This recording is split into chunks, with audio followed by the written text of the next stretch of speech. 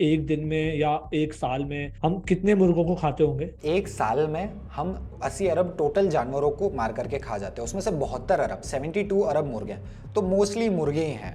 80 अरब में से 72 अरब मुर्गे, 90%। 80 अरब बहुत बड़ा नंबर लगता है साल भर में, हमें एकदम से हम कल्पना नहीं कर पाते कि कितना बड़ा नंबर है। इसको जब हम कैलकुलेट करेंगे तो ये आता है 2500 हर सेकेंड।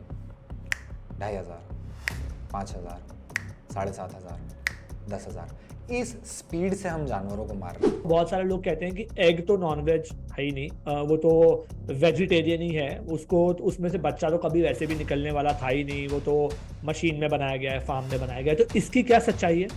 और जो लोग एग खाते हैं उसकी क्या लाइफ है? एग हमारे प्लेट तक कैसे पहुंचता है?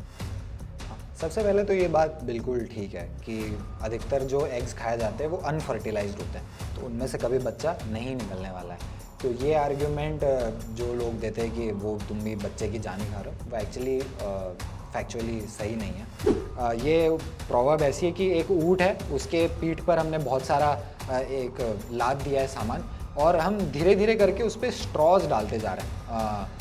स्ट्रॉ को क्या बोलते हैं, वो फसल काटने के बाद में जो बचती है ना, वो डालते जा रहे हैं भूसा, और वो एक एक करके हम डाल रहे हैं। तो एक एक करके हम डाल रहे हैं, हमें पता नहीं चलने वाला है, पर एक समय ऐसा आएगा कि हम एक और वो डालेंगे स्ट्रॉ, और एकदम से उसकी कमर टूट जाएगी कैमल की।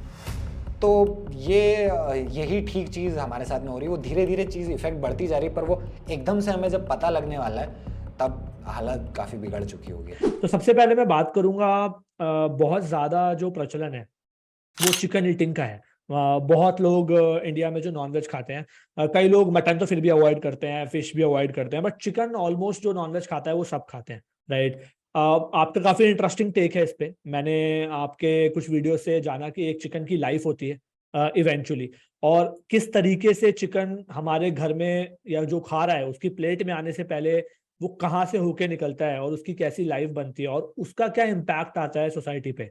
अगर आप थोड़ा इसके बारे में बता पाएं और आपको कैसे इसके बारे में पता लगा, और फिर थोड़ा सा अगर आप इसके बारे में बता पाएं कि होता क्या है एक्चुअली, जो हम फाइनली जिस फॉर्म में चिकन को देखते हैं वहां तक पहुंचने में क्या जर्नी रहती है एक चिकन की। राइट, ये बहुत इंटरेस्टिंग पॉइंट है, क्योंकि जब हम जो मांसाहारी शाकाहारी आपस में डिबेट करते रहते हैं, तो वो अक्सर ये बात करते हैं कि अरे तुमने मुर्गे को मार दिया और मुर्गे को मार करके खा गए। बट मैं उनसे कहता हूँ कि यार तुम कितनी बड़ी चीज़ को इग्नोर कर रहे हो, क्योंकि बात केवल मारने की नहीं है। तुमने उसको मार दिया तो ऐसे तो फिर सामने वाला मुझे कहता है कि अच्छा, अगर ऐसे मुर्गे बना दिए जाए जिनको दर्द नहीं होता, या किसी कारण से कभी जानवर को दर्द ना हो, तो क्या मार के खा लोगे? मैं कहता हूँ भाई, बात मारने की है ही नहीं। मारने के पहले जो पूरी ज़िंदगी वो जी रहा है, उसमें उसके साथ में क्या हो रहा है, बात इंपॉर्टेंट वो है। जब वो पैदा होता है मुर्गा, पहली तो बात, वो खुद से रिप्रोड्यूस करते ही नहीं है, हम उसको इस हालत पर लेकर के आ गए। हम मुर्गे का वीर्य लिटरली उसके डाल करके मुर्गे का वीर्य इंजेक्शन से निकालते हैं और मुर्गी में डालते हैं। उसके बाद में जो बच्चे पैदा होते हैं, पैदा होते ही माँ से अलग कर लेते हैं, जबकि वो 3 महीने तक 2 से 3 महीने तक अपनी माँ के साथ में रहते हैं, उसके प्रोटेक्शन में, उससे सीखते रहते हैं। इस नंबर को ध्यान रखिएगा, 2 से 3 महीने। अब उनको बच्चे से हम अलग कर देते हैं और एक फार्म में दसियों हज़ारों मुर्गों को एक साथ ठूस देते हैं। आप इसकी फुटेज देखेंगे, आपके रोंगटे खड़े हो जाएंगे कि इतनी गंदी जगह में वो वहीं मलमूत्र का त्याग करते हैं, वहीं रहते हैं, वहीं खाते हैं, वहीं पीते हैं, वहीं सोते हैं। इसके कारण उनको तरह तरह की बीमारियां भी हो जाती हैं, और फिर हम उनको उन बीमारियों से बचाने के लिए एंटीबायोटिक्स देते हैं। एंटीबायोटिक्स को भी ध्यान रखिएगा। उसके बाद में फिर हम उनको इतना खिलाते हैं, और हमने उनको ऐसा बना दिया है कि 1850 में 1950 में, माफ़ कीजिएगा, आज से 70 साल पहले ही उनका वज़न 500-700 ग्राम होता था मुर्गों का, लेकिन आज की तारीख में वो मुर्गे 2 से 2.5 किलो के हो जाते हैं खा खा करके। तो प्राकृतिक तौर पे वो इतने बड़े बनने के लिए पैदा ही नहीं हुए, उनको इतना वज़न कभी होना ही नहीं था, और उनका इतना वज़न हो जाता है लेकिन उनकी टांगें डेवलप नहीं हो पाती, तो वो चल नहीं पाते हैं, उनको चलने में तकलीफ होती है, उनके पैर टूट जाते हैं, कई बार वो एक ही जगह पे पड़े रह जाते हैं और वहीं पे मर जाते हैं। 3-4% ऐसे जानवरों का मर जाना अलग अलग तरीक़ों से बहुत आम बात है। और इतनी सारी क्रूरता से गुजरने के बाद में उनको ट्रक्स में यहाँ से वहाँ भर करके, आपने देखा होगा शायद से, ऑटो में और गाड़ियों पर पीछे वो डंडा बांध देंगे, एक डंडा रख देंगे और डंडे पे उल्टा लटका देते हैं जानवरों को, और घंटों तक उल्टा लटका करके जाते हैं। लाइक कल्पना करिए कि वो मुर्गे की दृष्टि से वो क्या देख रहा है, एक उल्टी संसार को देखे जा रहे हैं, उसके पैर लटके हुए, वो पंख नहीं फैला सकता, घंटों यात्रा होगी और फिर उसकी आखिरी में गर्दन काट दी जाएगी। तो बात केवल मारने की नहीं है, मारने से पहले भी हम उनकी ज़िंदगी भर उनको तड़पाते हैं। मैंने बात की कि 2 से 3 महीने तक वो मुर्गा अपनी माँ के साथ में रहता है जंगल में। जिन मुर्गों को हम बड़ा करके मार के खाते हैं, वो ज़्यादा से ज़्यादा 45-50 दिन के होते हैं। यानी हम मुर्गों को नहीं खाते हैं एक्चुअली में, हम मुर्गों के बच्चों को खाते हैं। वो बच्चे जो अगर जंगल में होते तो अपनी माँ के साथ में ही घूम रहे होते हैं, उन छोटे छोटे बच्चों को ही हम इतना ज़्यादा बड़ा करके उनके मांस उनके शरीर में भर करके उनको मार के खाते हैं। उनको जो बीमारियाँ होती है उससे हम बचाने के लिए उनको एंटीबायोटिक्स देते हैं। जाहिर सी बात है उसका फिर रिजल्ट हमारे ऊपर भी आता है। एंटीबायोटिक रेजिस्टेंस इंसानों में लगातार बढ़ती जा रही है, और फिर जो बैक्टीरिया, जिस बैक्टीरिया से बचाने के लिए हम उनको एंटीबायोटिक्स देते हैं, वो बैक्टीरिया ऑब्वियसली डेवलप होते जा रहे हैं, उनमें अपने वो खुद को, अब कॉम्प्लेक्स प्रोसेस है बट बेसिकली धीरे धीरे उनमें एंटीबायोटिक रेजिस्टेंस आती जा रही है और सुपर बग्स बनती जा रही है, यानी ऐसे बैक्टीरिया जिन पर वो एंटीबायोटिक्स का असर ही नहीं होता। यानी कल्पना कीजिए आपको कोई बीमारी हो गई है और आपके ऊपर कोई दवाई असर नहीं कर रही, बस एग्जैक्टली यही होने वाला है आगे चल करके।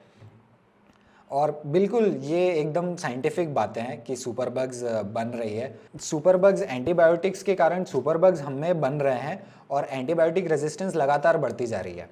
पहला पॉइंट ये ह्यूमन हेल्थ पर। दूसरा, फिर अगर हम देखें कि उस पूरी प्रोसेस में हम इनपुट कितना डाल रहे हैं और हमें आउटपुट कितना मिल रहा है, तो एक मुर्गे को बचपन से बड़ा करने के लिए, इतना 2, ढाई, 3 किलो का बनाने के लिए, और उसमें से फिर हमको जब उसको मार देते हैं और सर हटा देते हैं, हड्डियाँ वगैरह हटा देते हैं, सब हटा देते हैं, तो लगभग 1 से 1 to 1.2 किलो मांस मिलता है हर मुर्गे से। उसको इतना बड़ा बनाने के लिए आपको उसको 3.5 किलो दाना खिलाना पड़ता है, और उसमें मेनली होता है सोयाबीन और मक्का।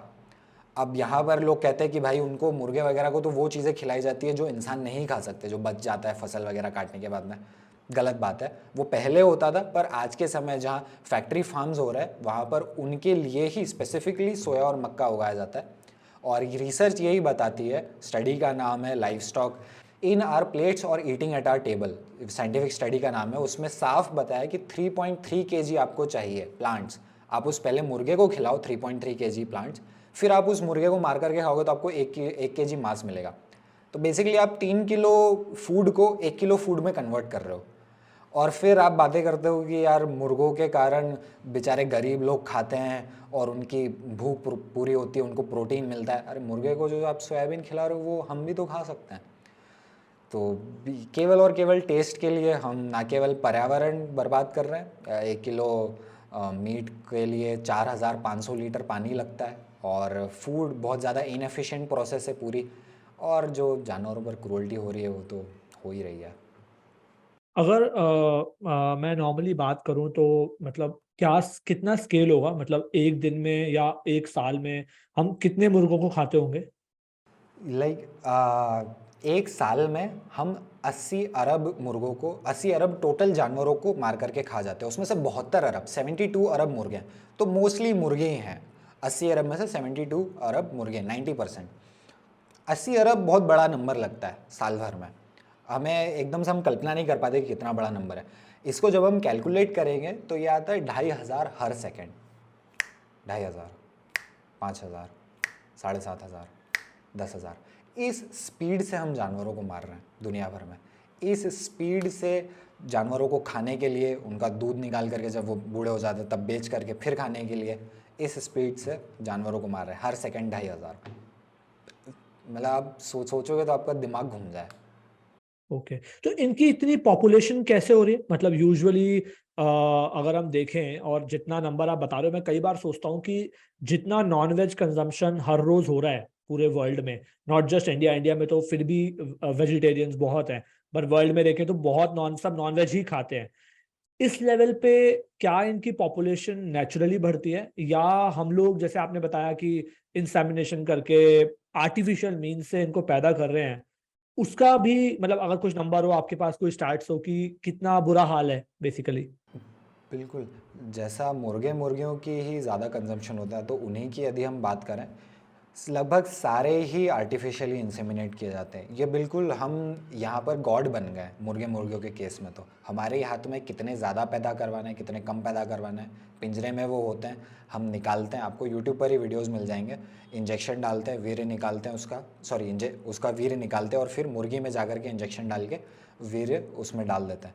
पूरी तरीके से हमारे हाथ में प्रोसेस, कितने ज़्यादा पैदा हो रहे हैं कितने नहीं। लोग मुझसे अक्सर कहते हैं कि भाई अल्लाह ने या भगवान ने तो इन जानवरों को बनाया ही इसलिए कि हम खा सकें। तो मैं उनसे जवाब में कहता हूँ कि भाई अल्लाह और भगवान ने जितने जानवर बनाए थे वो तो हमने कब के खा लिया। अब इन जानवरों को हम बना रहे हैं, इनको हम पैदा करवा रहे हैं ज़बरदस्ती।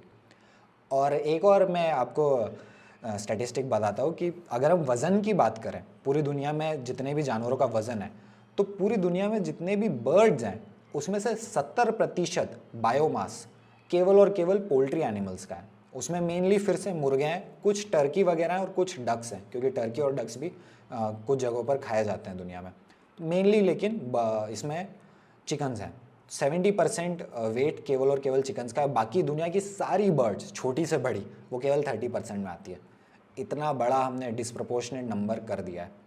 72 अरब 72 बिलियंस हम हर साल पैदा करते हैं, फिर हर साल उनको मारते हैं, खा जाते हैं। ठीक है, ठीक है। तो चिकन्स से थोड़ा एग्स की तरफ मूव करते हैं। बहुत सारे जो लोग इस कन्वर्सेशन को सुन रहे होंगे और जो एग्रीटेरियन होंगे, वो ये सोच रहे होंगे कि चलो हमारा इसमें कोई कंट्रीब्यूशन नहीं है, हम तो पहले ही बोलते हैं कि भाई चिकन नहीं खाना चाहिए। ऐसे बहुत सारे लोगों को मैं जानता हूँ जो एग कंज्यूम करते हैं बट चिकन कंज्यूम नहीं करते।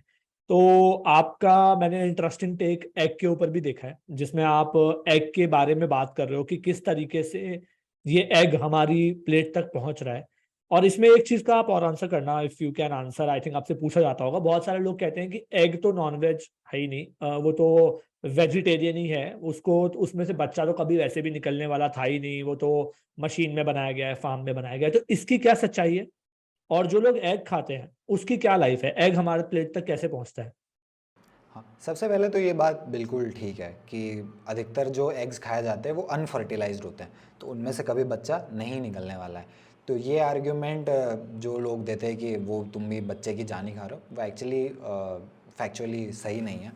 लेकिन अगर आप अंडे खरीदने जाओ और अंडे का ठेला लगा हुआ है और साथ में एक मिक्सर है और उस मिक्सर के अंदर एक चूज़ा है छोटा सा, और जैसे ही आप अंडा खरीदो और अंडा खरीदने के साथ साथ उसकी पेमेंट करने के साथ साथ आपको चूज़े का मिक्सर का बटन भी दबाना पड़े और वो मिक्सर में वो चूज़ा पीस दिया जाएगा, ऐसे ही बस यूं ही। तो क्या कोई व्यक्ति खरीदेगा? लाइक उसके दिमाग में ये ख्याल आएगा ना कि यार इसके अंडे से इसकी डेथ कैसे जुड़ी हुई है? वो ऐसे जुड़ी हुई है कि अंडे तो फर्टिलाइज्ड होते हैं, अनफर्टिलाइज्ड होते हैं, उनमें तो जान नहीं होती। लेकिन और जो मुर्गियां पैदा हो रही हैं, इतनी सारी जो मुर्गियां हमें चाहिए, 100 अरब अंडे लगभग हम पूरी दुनिया में या शायद भारत में ही 100 अरब अंडे पैदा होते हैं हर साल के। एक बार मुझे चेक करना पड़ेगा, बट इतने सारे क्वांटिटी में जो हमें अंडे चाहिए उसके लिए इतनी सारी मुर्गियां चाहिए। उसने इतनी सारी मुर्गियों को प्रोड्यूस करने के लिए आपको फिर अगली मुर्गियों को प्रेग्नेंट तो करना ही पड़ेगा। अंडे जो आप खा रहे हो वो तो अनफर्टिलाइज्ड है, लेकिन उनको देने वाली मुर्गियां तो पैदा हो गई ना कैसे ना कैसे। अब आपने अगर मुर्गी को फर्टिलाइज किया है, उसको प्रेग्नेंट किया है, तो या तो मुर्गा होगा या मुर्गी होगी। अब अगर वो मुर्गा हो जाता है तो दो ब्रीड्स ये अलग अलग है बिल्कुल ही। एक ब्रॉयलर होती है जो कि केवल और केवल चिकन के लिए इस्तेमाल की जाती है, जिसको आप मार करके खा जाते हो, जिसका वजन की मैंने बात की 500-700 के बजाय वो 2-2.5 किलो का हो जाता है उसका वजन, पैर उसके काम नहीं कर पाते। और एक लेयर ब्रीड है जो कि लगातार अंडे ही देती रहती है। अब इस लेयर ब्रीड में जो मुर्गा पैदा हुआ है वो ब्रॉयलर ब्रीड के मुर्गे से कंपेयर तो कर नहीं सकता, वो इतना जल्दी बड़ा नहीं होता कि उसको बेच करके आप प्रॉफिट कमा सको। तो उसको जो मुर्गे वो पैदा होते हैं उन छोटे छोटे चूज़ों को ही मार दिया जाता है। जिस दिन वो पैदा होते हैं उसी दिन मारने का सबसे कॉमन तरीका है ग्राइंडर में पीस देना। बड़ा सा ग्राइंडर होता है, अगेन यूट्यूब पर वीडियोस मिल जाएंगे, ऐसा कन्वेयर बेल्ट होता है, वो उसमें जाते हैं और जिंदा मुर्गों को ही पीस दिया जाता है। हर साल 7 अरब मुर्गे पूरी दुनिया में इसी तरह पीस दिए जाते हैं, केवल और केवल एग्स के कंजम्पशन के लिए। इन मुर्गों को बेचा नहीं जा सकता मांस के लिए, तो इनका मरना तय है जी। सुरेश, सॉरी, मैं रुकूं आपको। तो आप ये बोल रहे हो कि ये क्योंकि ये मुर्गे हैं, ये ये आगे उतने बड़े नहीं हो सकते बेसिकली, और ऑब्वियसली बात है उतनी ये जल्दी उतने बड़े नहीं हो सकते। उतनी जल्दी उतने बड़े नहीं हो सकते, और अगर ये मतलब मुर्गियां होती बेसिकली, तो आगे वो आपको अंडा दे पाती, इसीलिए इनको मार दिया जाता है, अनफर्टिलाइज्ड वाले, हाँ। क्योंकि ये हाँ हाँ। ट्रू, क्योंकि ये किसी काम के नहीं है ना एग इंडस्ट्री का, बेसिकली लाइबिलिटी है। वो ना इतनी जल्दी बड़े होते हैं ना अंडे देते हैं।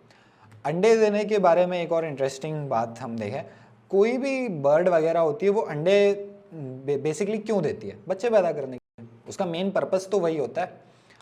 तो मुर्गियाँ का जो एंसेस्टर्स हैं, जैसे हमारे चिंपैंजी और होमो सेपियंस होमो इरेक्टस जो हमने बात की वो हैं, तो मुर्गियों के जो एंसेस्टर्स हैं, रेड जंगल फाउल बोलते हैं उसको, वो आज भी हैं जंगलों में उपलब्ध। वो ये 10 से 15 अंडे एक बार में एक क्लच में दे देते हैं, 10 से 15 अंडे, और फिर उन पर ही बैठी रहती है। फिर वो पैदा हो जाते हैं चूज़े और वो चलते हैं, और फिर वो बहुत समय बाद में 10-15 अंडे देती है। तो एक बार में वो 10-15 अंडे देकर के रुक जाती है। लेकिन हमने इन मुर्गियों की सिलेक्टिव ब्रीडिंग कर करके इनको ऐसा बना दिया है कि लगभग लगभग रोज़ का एक अंडा देती हैं। कुछ लोग बोलते हैं कि एग्स मुर्गी के मेंस्ट्रुअल वेस्ट का कोएगुलेटेड फॉर्म है। तो जब आप एक अंडा खाते हो तो क्या आप सच में मुर्गी के पीरियड्स वेस्ट को ही खा रहे हो या फिर बात कुछ और ही है? देखो, biologically chickens do not menstruate, लेकिन टेक्निकली देखा जाए तो एक एग उससे कुछ कम भी नहीं है। नेचुरली मुर्गी साल में सिर्फ 15 अंडे देती है, लेकिन चूंकि अब ये बहुत बड़े लेवल का धंधा बन चुका है तो इसी मुर्गी से जबरदस्ती एक साल में 300 अंडे दिलवाए जाते हैं। इसका मतलब है कि इनको हर रोज काइंड ऑफ मेंस्ट्रुअल साइकिल के पेनफुल प्रोसेस से गुजर कर आपके लिए ऐसे एग्स रिलीज करना पड़ता है। दिस इज सिमिलर टू जो फीमेल्स में लगभग हर महीने पीरियड्स के बाद एग रिलीज होता है। अब मुर्गी का ये ओवरी से रिलीज्ड एग इसके इस रिप्रोडक्टिव ट्रैक्ट से इस तरह से मल्टीपल स्टेजेस से गुजरकर लगभग 20 घंटों में पूरी तरह से तैयार होकर ऐसे बाहर निकलता है। ये पेनफुल प्रोसेस हर दिन लगभग 2 साल तक चलता है, क्योंकि इसके बाद इस चिकन की हालत कुछ इस तरीके की हो जाती है कि ये और एग्स प्रोड्यूस नहीं कर पाती। ध्यान रहे कि एग के साथ मुर्गियों की लाइफ की हॉरिबल बायो मेमोरीज आप में जरूर ट्रांसफर हो रही है। अब इसमें कितना बड़ा अंतर है, साल भर के 15 अंडे और रोज का एक अंडा, यानी साल भर के 300-350 अंडे। अंडों में इतने, वो जो अंडे की शेल होती है उसको बनाने के लिए उनके शरीर से कैल्शियम निकलता है, और वो कैल्शियम रोज़ एक अंडा देना, साल भर के 15 अंडे देना, दोनों में बहुत बड़ा फ़र्क है। इसलिए उसको साल भर के इतने अंडे देने में अपने शरीर में, उसके पूरी बॉडी में जितना भी कैल्शियम होता है उसकी हड्डियों में, उससे 30 गुना ज़्यादा कैल्शियम की ज़रूरत होती है। यानी जितना भी उसके शरीर में कैल्शियम, उससे 30 गुना ज़्यादा कैल्शियम उसको चाहिए वो अंडों की शेल्स बनाने के लिए, रोज़ के एक एक अंडे की। इसके कारण उनकी हड्डियाँ ज़ाहिर सी बातें कमज़ोर हो जाए, क्योंकि इतनी खतरनाक डाइट तो किसी की भी हो ही नहीं सकती, आप उसको कितना भी खिला लो। इसलिए जो बैटरी केजेस में मुर्गियाँ होती है उनको ऑस्टियोपोरोसिस होना, यानी हड्डियाँ बहुत कमज़ोर हो जाना, हल्का सा लगा फ्रैक्चर हो गई, बहुत आम बात है। आपको बैटरी फार्म्स में मुर्गियाँ मरी हुई मिल जाएंगी तरह तरह से, किसी की हड्डी टूट गई, किसी का क्या हो गया, वहीं पड़ी रहती है वो। तो एक तो ये क्रूअल्टी है ज़िंदगी भर, लाइक, और ये ऐसा तो है नहीं कि जिस दिन हड्डी उसकी टूटी है उसी दिन उसको दर्द होने वाला है, उसकी हड्डी लगातार कमज़ोर होती जा रही है और आप बेसिकली उससे जीवन छीन रहे हो, खींच रहे हो उससे जीवन धीरे धीरे। इसके अलावा यहीं पर बात खत्म नहीं होती, ये इसके बारे में जितनी बात करो स्टोरी उतनी बुरी होती जाती है। बैटरी केजेस जो होते हैं उसमें एक छोटा सा पिंजरा होता है, उसमें 5 से 7 मुर्गियों को ज़िंदगी भर रखा जाता है। कल्पना कीजिए इतना बड़ा पिंजरा है, उसमें 1 2 3 4 5 मुर्गियाँ ज़िंदगी भर के लिए, और उनकी ज़िंदगी होती है लगभग 1.5 से 2 साल की, क्योंकि 1.5 से 2 साल के बाद में वो इतने ज़्यादा अंडे दे रहे हैं, उनकी बॉडी पे इतना ज़्यादा प्रेशर आ रहा है कि वो फिर अंडे देना कम कर जाती हैं और उनकी बॉडी हार जाती है, फिर उनको मांस के लिए मार देते हैं। 5 से 7 मुर्गियों को ज़िंदगी भर उस छोटे से पिंजरे में, अगर हमें एक ही रूम में 10 बाय 10 के रूम में अगर हम 10 लोगों को ही भर दें और 1 महीने के लिए रहने के लिए बोल दें, हमारी हालत ख़राब हो जाएगी। पर इतने छोटे पिंजरे में उनको रखा जाता है कि उनके पास पंख फैलाने की जगह नहीं है, वो चलने फिरने की तो बात ही बहुत दूर की है। वो जब ऊपर से मलमूत्र करते तो वो सारा मलमूत्र नीचे इकट्ठा हो जाता है, उससे अमोनिया जो गैस निकलती है उससे उनको तरह तरह की स्किन डिजीज़ हो जाती हैं। तो ये क्रूअल्टी अंडों में भी लगातार बनी हुई है, और जिस दिन से वो पैदा होते हैं माँ से अलग करना तो बहुत छोटी बात हुई है जो हमने बात की उसके कंपैरिजन में। तो अंडे क्रूअल्टी से फ्री है ऐसा बिल्कुल भी नहीं है। तो जितने भी एगिटेरियंस इस वीडियो को देख रहे हैं उनसे मैं रिक्वेस्ट करूँगा कि थोड़ा सा इस बारे में रिसर्च करें। काफ़ी हार्ट ब्रेकिंग है एक्चुअली। बिल्कुल। बहुत सारे लोग जो एग खाना छोड़ते भी हैं, तो मतलब पर्सनल एक्सपीरियंस में मैं पिछले 3 साल से एग खाना छोड़ा है। मैं एग खाता था, नॉनवेज नहीं खाता था, और मैं एग इसलिए खाता था क्योंकि सब बोलते थे इसमें तो कुछ नॉनवेज होता नहीं है। और मैंने ये जो आपने कहानी बताई है या जो चीजें आपने बताई हैं, मैंने बिना इन सबको पढ़े छोड़ा है, मतलब मैंने वैसे ही छोड़ दिया। मुझे लगा कि बस, मुझे ऐसा लगा कि कुछ तो ऐसा होता होगा, राइट। एग और सब्जी में फर्क तो जरूर है, नहीं तो सब्जी की बिल्कुल। तरह ही लोग खा रहे होते हैं, तो मैंने इसलिए छोड़ दिया। बट ये सारी चीजें सुन के बहुत मुश्किल है, अगर मैं एग खाता भी होता तो दोबारा एग खाना। आई थिंक बैक स्टोरी जानना किसी भी चीज की, मतलब इट्स रियली हार्ट ब्रेकिंग। ठीक है, थोड़ा एग से, हाँ आप कुछ कह रहे एक थे। आपने एक्चुअली यहाँ पर बहुत इंटरेस्टिंग बात कही है कि उसमें प्लांट में, सब्जी में और अंडे में फ़र्क तो है कुछ ना कुछ। ये किसी भी प्रोडक्ट के बारे में सोचते हुए हमारा बेस स्टार्टिंग पॉइंट होना चाहिए कि अगर इस पूरी प्रोडक्ट की प्रोसेस में कहीं पे भी कोई भी लिविंग बीइंग इन्वॉल्व है तो उसको कंज्यूम करने से पहले 10 बार सोच लेना चाहिए। क्योंकि आज का जो कैपिटलिस्टिक पूरी सोसाइटी है उसमें कहीं भी अगर कोई भी जानवर या कोई इंसान, चाइल्ड लेबर वगैरह की बात कर रहा हूँ मैं, कोई भी जानवर फिलहाल की हम बात कर रहे हैं, तो जानवर अगर कहीं पे भी कोई भी इन्वॉल्व है तो 100% चांस है कि वो बहुत ज़्यादा क्रूल्टी हो रही है वहाँ पर। आई थिंक मैं मूव करना चाह रहा था to two more products, I think जो बिल्कुल ही वेजिटेरियन प्रोडक्ट हैं, हमारे इंडियन कल्चर में काफ़ी ज़्यादा यूज़ किए जाते हैं। आई थिंक उनमें उनके ऊपर भी आपका बहुत इंटरेस्टिंग टेक मैंने सुना, तो मैं चाह रहा था हम उसके बारे में बात करें। तो सबसे पहले मिल्क के बारे में बात करते हैं। आजकल और काफ़ी अवेयरनेस बढ़ गई है इस चीज़ के बारे में, लोग मिल्क छोड़ रहे हैं, आलमंड मिल्क की तरफ जा रहे हैं। बट मैं रिसेंटली एक दो डाइटिशियंस का भी मैंने पॉडकास्ट किया, में इंटरव्यू मतलब डिस्कशन किया मैंने उनके साथ, और मैंने उनसे मिल्क के बारे में सवाल पूछा। अभी भी जो ट्रेडिशनल नैरेटिव है एक्सपीरियंस लोगों का भी, वो ये है कि नहीं, दूध तो हमारे इंडियन कल्चर का बहुत बड़ा पार्ट है। बच्चा जब से पैदा होता है तब से दूध कंज्यूम करना शुरू करता है, और दूध से ही हमारी, it's a whole whole food, उसी से हमारी पूरी बॉडी बनती है, कैल्शियम बनता है, बहुत जरूरी है हमारे डाइट के लिए। बट आप मिल्क के बारे में बताओ, मिल्क की क्या जर्नी है? और साथ में ये भी सजेस्ट करना आप कि अगर आपके हिसाब से, क्योंकि मुझे पता है आप कहाँ जाने वाले हो, तो इसीलिए मैं एक काउंटर क्वेश्चन जोड़ रहा हूँ कि अगर हम मिल्क कंज्यूम नहीं करें तो क्या कंज्यूम करें, क्योंकि हमें, हमारी बॉडी को जरूरत तो है। ट्रू।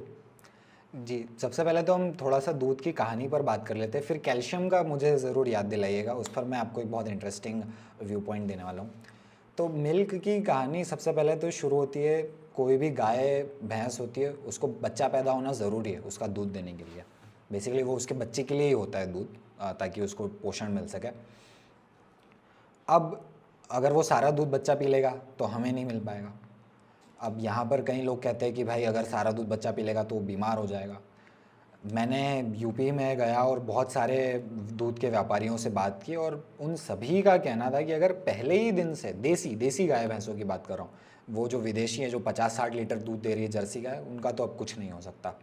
पर जो देसी जानवर हैं जिनके साथ में ज़्यादा छेड़खानी नहीं हुई है, उनको, बछड़ों को अगर शुरू से ही पहले दिन से ही सारा दूध पीने दिया जाए वो पी लेते हैं, उसमें ऐसी कोई दिक्कत नहीं आती है उनको आगे चलकर भी। पर हम करते ही हैं कि उसी दिन से दूध निकालना शुरू कर देते हैं और सुबह शाम केवल 2 ही बार उनको दूध पीने देते हैं। अगर इंसान के बच्चे को ही मान लीजिए, किसी बच्चे को पैदा हुआ और उसको केवल दिन में 2 ही बार दूध पीने देते हैं, और फिर अचानक से किसी दिन जितना जितना मर्जी उतना दूध पीने देते हैं, तो उसकी भी तबीयत खराब हो ही जाएगी। ये तो खैर बहुत छोटी बात है कि दूध मेरा है और दूध उसका है, ये वो, इसको तो अगर कोई बोलता है तो मैं इग्नोर भी कर देता हूँ कि चलो ठीक है। खतरनाक बात यहाँ से शुरू होती है कि जब वो गाय या भैंस दूध देना बंद कर देती है तब उसका क्या होता है। अब वो किसी काम की नहीं रही, तो उसको बेच देते हैं कसाई को। जो दूध का व्यापारी है, जो हम तक दूध लेकर के आ रहा है दूध वाला, वही उसे कसाई को बेच देता है। आप देखो आज की तारीख में गौरक्षा कितना बड़ा मुद्दा बन गया पूरे भारत में।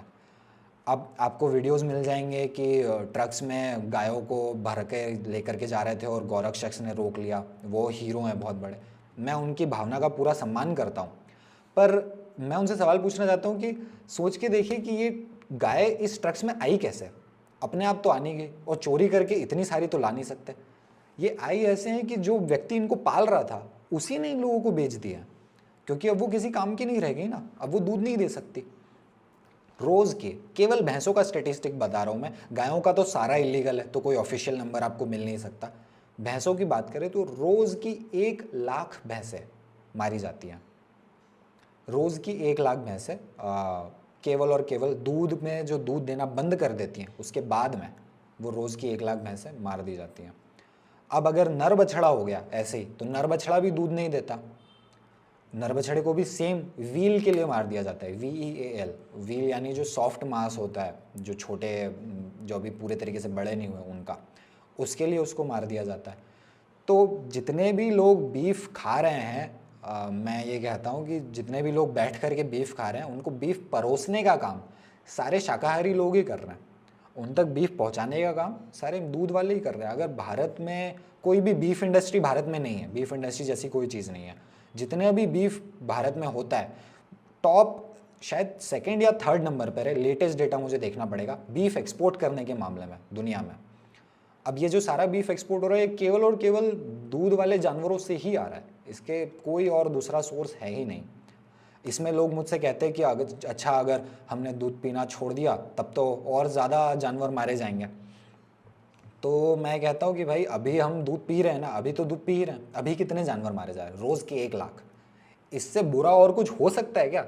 इससे बुरा और कुछ नहीं हो सकता यार, रोज़ के 1 लाख जानवर मर रहे हैं। जो मैंने चिकन्स के बारे में बात बताई थी कि 70% वज़न केवल और केवल पोल्ट्री एनिमल्स का, बाकी के 30% में सारे बर्ड्स हैं दुनिया के। उसमें अगर हम मैमल्स की बात करें, उसी सेम स्टडी की बात कर रहा हूँ, मैमल्स की बात करें, स्तनधारी जीव, तो उसमें 60% वज़न केवल और केवल गाय भैंसों और सुअरों का है, 60%, 60%। उसके बाद 36% इंसानों का है और 4% जंगली जानवरों का है, सिर्फ 4%। इसमें हिप्पोपोटेमस, जिराफ, हाथी सब आ गए, सब बड़े बड़े जानवर। अगर वो केवल 4% है, 60% केवल गाय भैंसे और सुअर है। इनका नंबर हमने इतना ज़्यादा बढ़ा दिया है, फिर हम पहले इनको दूध के लिए इस्तेमाल करते हैं और फिर इन्हें मार देते हैं। अब अगर कोई मुझसे पूछता है कि नहीं हमारे वहाँ तो ऐसा नहीं होता ये वो, क्योंकि दूध का थोड़ा सा इशू कॉम्प्लिकेटेड है, मांस का तो बंदा समझ जाता है और अंडे का भी उसको थोड़ा सा पकड़ करके बैठ के बता दो तो मान जाता है बात को, लेकिन दूध का इशू थोड़ा सा कॉम्प्लेक्स है। तो मैं ये सवाल पूछता हूँ लोगों से कि अच्छा मान लो एक व्यक्ति ने दूध के धंधे की शुरुआत की है, उसके पास में आज की तारीख में 10 भैंस हैं और वो अब अगर उसे दूध चाहिए तो 10 की 10 को उसको प्रेग्नेंट करवाना पड़ेगा, यानी 10 बच्चे हो जाएंगे, 20 हो जाएंगे। अब फिर अगले साल उसको दोबारा प्रेग्नेंट करवाना पड़ेगा। मान लो अगले साल नहीं करवाता तो 18 महीने बाद, 1.5 साल बाद करवाता है या 2 साल बाद, चलो मान लो हर 2 साल में करवाता है। अब 2 साल बाद उसके पास में कितने 30 जानवर हो गए, फिर 2 साल बाद उसके पास में कितने 40 जानवर हो गए। यानी आज से 5 साल पहले जब उसने शुरू किया था तब उसके पास में 10 जानवर थे और फिर 1 साल बाद उसके पास में 20 हो गए। उसको दूध कितनों से मिल रहा है? 10 से मिल रहा है। जो 10 ने बच्चे पैदा किए उन 10 से उसको दूध मिल रहा है। उसको ख्याल कितनों का रखना पड़ रहा है? 20 का, राइट। लेकिन आज उसके पास में कितने जानवर हो गए? उसने वो 2 बार और पैदा करवा चुका है, तो 30 और 10 40 जानवर हो गए टोटल। और उसको दूध कितनों से मिल रहा है? 10 से ही मिल रहा है शायद, 10 से ही मिल रहा है, बंद कर क्योंकि देगा। पिछले साल उसने 10 ही को प्रेग्नेंट करवाया। तो यहाँ से हम दूध के धंधे का मॉडल समझ सकते हैं कि जितने ज़्यादा आप जानवर पैदा करवाते जाओगे उतना आपका खर्चा बढ़ता जाएगा, लेकिन आपका प्रॉफिट उतना ही रहने वाला है। तो अब आप क्या करोगे उन जो बचे हुए बाकी के जानवर हैं जो बड़े होते जा रहे हैं, लेकिन उनमें से आधे नर हैं, आधे मेल है, जो कि कभी कुछ नहीं काम आने वाले। अब तो खेती ट्रैक्टरों से होती है, क्या करोगे आप? उनका बेच देते हैं उनको मरने के लिए। अब अगर कोई मुझसे पूछता है कि भाई मेरे यहाँ ऐसा नहीं होता, मेरे गांव वगैरह में, तो मैं पूछता हूँ कि उसके यहाँ पर इतने सारे जानवर क्या हैं? किसी भी बाड़े में उसने देखे इतने? कहीं कहीं नहीं है, कहीं दिखाई नहीं देता। तो ये दूध की कहानी है, बहुत ट्रैजिक है। और ज़्यादा ट्रैजिक इसलिए क्योंकि मांस वगैरह में और अंडे वगैरह में तो हम कोई दिखावा भी नहीं करते हैं कि हमें उनकी कोई परवाह भी है, सीधा मार करके खा जाते हैं। पर दूध के मामले में हमें लगता है कि हम उनकी भलाई कर रहे हैं, उनका और हमारा कोई सिम्बायोटिक रिलेशनशिप है कि उनका भी भला हो रहा है, हमारा भी भला हो रहा है, जबकि ऐसा नहीं है। हाँ सुरेश, मेरा इसमें एक क्वेश्चन था। तो आपने जो बताया उसी के टाइम जब मैं सुन रहा था और मैं दिमाग में सोच रहा था, तो मेरे दिमाग में एक सवाल आया कि जो गाय दूध दे रही है, हर आदमी, जब आपने बताया कि अभी आप ही एग्जांपल दे रहे थे कि 10 गाय हैं जो या भैंसें हैं जो दूध दे रही हैं, बट जानवर 40 हो गए। आपने उन 30 को ऑब्वियसली बेच दिया होगा, बेच देते होंगे वो, और बेचने के बाद ऑब्वियसली उनको मार देते होंगे। तो अगर ये दूध का व्यापार नहीं होता तो शायद ये 30 जानवर मरने से बच जाते। लेकिन जो गाय या भैंस दूध दे रही हैं, उनसे भी तो कोशिश की जाती होगी कि ज्यादा दूध निकाला जाए। ऐसा तो नेचुरल फॉर्म में तो ऑब्वियसली वो एक लिमिटेड ही दूध देंगी। उसमें क्या कुछ क्रुएलिटी होती है या वो बिल्कुल नॉर्मल प्रोसेस है? वो किस तरीके से होता है? ये एक चीज़ मैंने मिस कर दी थी, आपने अच्छा याद दिलाया। उसके लिए एक बैंड इंजेक्शन जो कि बहुत सस्ते में मिल जाता है, 2-2 5-5 रुपए के मिल जाते हैं, वो ऑक्सीटोसिन का इंजेक्शन उन्हें दिया जाता है। ऑक्सीटोसिन बेसिकली गर्भवती महिलाओं को दिया जाता है लेबर इंड्यूस करवाने के लिए, बच्चे पैदा करवाने के लिए, में मदद करने के लिए। तो जब गाय भैंसों को रोज़ाना ऑक्सीटोसिन इंजेक्शन दिए जाता है, अगेन इन्वेस्टिगेशंस अवेलेबल है जिसमें जो व्यापारी है वो खुद ये एडमिट कर रहे हैं कि हाँ इसको रोज़ हम सुबह शाम 2 टाइम देते हैं। तो पहली तो बात, जब उनको इंजेक्शन देते तो उनको प्रसव पीड़ा, लेबर पेन जितना पेन होना तय है, क्योंकि पेट में कॉन्ट्रैक्शंस होंगे उनको, तभी तो वो इसीलिए तो उस ड्रग का इस्तेमाल किया जाता है बेसिकली। और उससे होता यह है कि वो जो थोड़ा बहुत दूध बचा करके रखते हैं, होल्ड करके रखते हैं अपने थनों में, पेट में, वो नहीं रख पाते और सारा दूध रिलीज हो जाता है। तो दूध बेसिकली जो व्यापारी है उन्हें लगता है कि ये ज़्यादा दूध आ गया है, और इसलिए फिर उनको लगातार ये ऑक्सीटोसिन के इंजेक्शन दिए जाते हैं। बहुत कॉमन है और इलीगल है, लेकिन बिल्कुल रैम्पेंट है ये चीज़। और what about the quality of milk? जो ये इंजेक्शन से दूध मिलता है, उसकी क्वालिटी भी तो सफर करती होगी, क्योंकि अच्छा दूध पीने के लिए अच्छा खिलाना भी बहुत जरूरी है बिल्कुल इन जानवरों को। और मुझे राइट। तो नहीं लगता कि आजकल जो घरों में दूध पहुंचता है, 10 में से 9 घरों में तो दूध वैसे ही पहुंचता है जिसमें शायद बीमारियां ही और होती होंगी उन दूध को कंज्यूम करके। राइट, रिपोर्ट्स बताती है कि 1/3 ऑफ मिल्क इज डिटर्जेंट लेस्ड, यानी उसमें डिटर्जेंट मिला हुआ है सीधे सीधे। और ये डिटर्जेंट वगैरह तो ठीक है। और एक चीज़ आपने देखी है कि पहले के समय जो महिलाएं होती थी, गर्ल्स होती थी बेसिकली, उनके प्यूबर्टी लेट आती थी, थोड़ा 14-15 साल के लगभग। पर आज आप देखेंगे तो धीरे धीरे वो पीरियड कम होता जा रहा है, वो जो एज है वो कम होती जा रही है। 12 साल के आसपास में। 12-11 और कम होती जा रही है, 9-10 भी आ रहा है। अब उसका ये केवल ये इकलौता कारण नहीं है, विटामिन डी की डिफिशियंसी और दूसरे एनवायरमेंटल रीजंस भी है, पर एक कारण है एनिमल प्रोडक्ट्स का कंजम्पशन। क्योंकि दूध ये जो ऑक्सीटोसिन वगैरह से निकाल करके लिया जाता है, ऑक्सीटोसिन का सीधा सीधा संबंध उसी से, प्रेगनेंसी और फर्टिलाइजेशन और उसी सब से। तो ये जब मिल्क आप कंज्यूम करते हो, दूसरे एनिमल प्रोडक्ट्स आप जब कंज्यूम करते हो, उसका सीधे सीधे बॉडी पर इफेक्ट पड़ता ही है। आप कैल्शियम के बारे में कुछ बता रहे थे, मैंने आपको टोका। हाँ, कैल्शियम का जैसा आपने कहा कि ये बहुत ही स्टैंडर्ड नैरेटिव है कि भाई दूध के लिए कैल्शियम के लिए दूध तो भाई चाहिए ही चाहिए, उसका तो कुछ नहीं हो सकता। इंटरेस्टिंगली रिसर्चर्स बताते हैं कि जो पुराने इंसान थे, लगभग 6000 साल पहले के जब वो स्केलेटन्स उन्होंने डिग किए तो उन्हें डेटा मिला कि इनके प्लैक है इनके शरीर में, जो कि एनिमल मिल्क से उसको एसोसिएट कर सकते हैं। तो बेसिकली 6000 साल पहले हम दूध पीते थे, हम ये कह सकते हैं। लेकिन हम लाखों सालों से हैं इस धरती पे, और हमने दूध पीना शुरू किया एग्रीकल्चर रेवोल्यूशन के बाद, जो 10-12 हज़ार साल पहले शुरू हुआ एग्रीकल्चर रेवोल्यूशन, उसके बाद ही, क्योंकि हमने एनिमल्स को डोमेस्टिकेट किया। तो इतने लाखों साल हम क्या कर रहे थे? मीट में कैल्शियम नहीं होता, मांस में कैल्शियम नहीं होता, बहुत बहुत बहुत ही कम होता है, अंडों में भी बहुत कम कैल्शियम होता है। तो इतने सालों तक फिर हमने लाखों सालों तक कैसे गुजारा कर लिया? अगर वो लोग कहते हैं कि भैया दूध के बिना तो कैल्शियम का नहीं हो पाएगा, तो उनसे मैं पूछता भाई इतने लाखों सालों तक कैसे कर लिया? उसका जवाब है प्लांट्स की जड़ों में, प्लांट्स में अलग अलग तरह के जो प्लांट्स हैं उनमें बहुत ज़्यादा कैल्शियम होता है। आप सेसमे सीड्स, जो तिल के लड्डू हम बनाते हैं, 100 ml दूध में 120 मिलीग्राम कैल्शियम होता है। अगेन, और ये जितने भी नंबर्स मैंने इस वीडियो में लिए, हो सकता है 1-2 नंबर मैंने गलती से बोल दिया, बाकी ये सारे नंबर गूगल आप कर सकते हो, 90-95% आपको आसपास वही मैच मिल जाएगा। So what I am saying is actually factually true. 100 ml दूध में 120 मिलीग्राम कैल्शियम है, और 100 ग्राम सेसमे सीड्स में लगभग 1000 मिलीग्राम कैल्शियम है, 10 गुना ज़्यादा है दूध से। तो अगर आप 10 ग्राम 2 चम्मच भी नहीं, 1.5 चम्मच के लगभग आप सेसमे सीड्स, तिल खा लेते हो, लड्डू खा लेते हो 2-3, तो आपके दिन भर की कैल्शियम की पूर्ति आधी से ज़्यादा ऐसे ही हो जाएगी। उसके अलावा जितने भी हम मसालों का प्रयोग करते हैं, तरह तरह के जीरा और ये सब अजवाइन वगैरह, इनमें भी दूध से 10-12 गुना ज़्यादा कैल्शियम सभी में होता है। खसखस में भी लगभग 1300 मिलीग्राम, यानी दूध से लगभग 13 गुना ज़्यादा कैल्शियम होता है। और हरी सब्जियों में कैल्शियम होता है, और सोयाबीन में बहुत सारा कैल्शियम होता है। इसके एक्चुअली मैंने अपने इंस्टाग्राम पेज पे बहुत डिटेल्ड में चार्ट्स बना के रखे प्रोटीन और कैल्शियम वगैरह के। एंड जब व्यक्ति उस चार्ट को पढ़ेगा तो दे विल रियलाइज कि यार बहुत ज़्यादा आसान है, और यही हम लाखों सालों से करते आए। जो ये ओके। लगे कितना सिंपल लॉजिक है कि 6000 साल पहले ही तो हमने दूध पीना शुरू किया, तो फिर हमारे लिए इतना एसेंशियल कैसे हो गया कैल्शियम के लिए? ऑल्टरनेटिव्स क्या हैं अगर आज के टाइम में कोई कंज्यूम करना चाहे? क्योंकि मेरा पर्सनल एक्सपीरियंस ये है कि अगर हम डॉक्टर के पास भी जाते हैं, अब बहुत सारे प्रॉब्लम्स में डॉक्टर मिल्क रिकमेंड करता है कि दोनों टाइम दूध पियो, मतलब और पीना चाहिए। तो अगर किसी को लेट से दूध नहीं कंज्यूम करना है जो गाय और भैंसों से आ रहा है, तो क्या कोई प्रूवन ऑल्टरनेटिव्स है? क्योंकि मैंने देखा है लोग आलमंड मिल्क कंज्यूम करते हैं और भी लोग कोकोनट मिल्क कंज्यूम करते हैं। क्या वो ऑल्टरनेटिव्स प्रूवन ऑल्टरनेटिव्स हैं, उन्हें कंज्यूम किया जा सकता है? अगर आप न्यूट्रिशन के एंगल से देख रहे हो तो आलमंड मिल्क और कोकोनट मिल्क वगैरह नहीं है।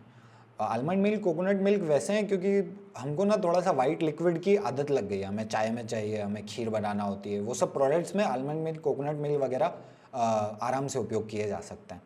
अगर आपको एक एक्चुअल में अल्टरनेटिव चाहिए तो soya milk is the best alternative. Protein की क्वांटिटी में, कैल्शियम की क्वांटिटी में सोया मिल्क, जो एनिमल मिल्क है, काऊ मिल्क, बफेलो मिल्क, उससे काफ़ी कुछ मैच कर जाता है। बहुत अच्छा वो अल्टरनेटिव है। आप उसको घर पे बनाओगे तो वो आपको दूध से सस्ता पड़ेगा, गारंटीड।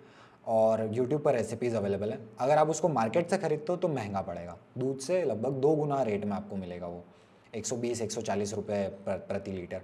उसका सिंपल रीज़न ये है कि गवर्नमेंट सब्सिडाइज़ करती है एनिमल मिल्क को सीधे सीधे बहुत सारे तरीक़ों से, उसको कोई टैक्स वगैरह भी नहीं है।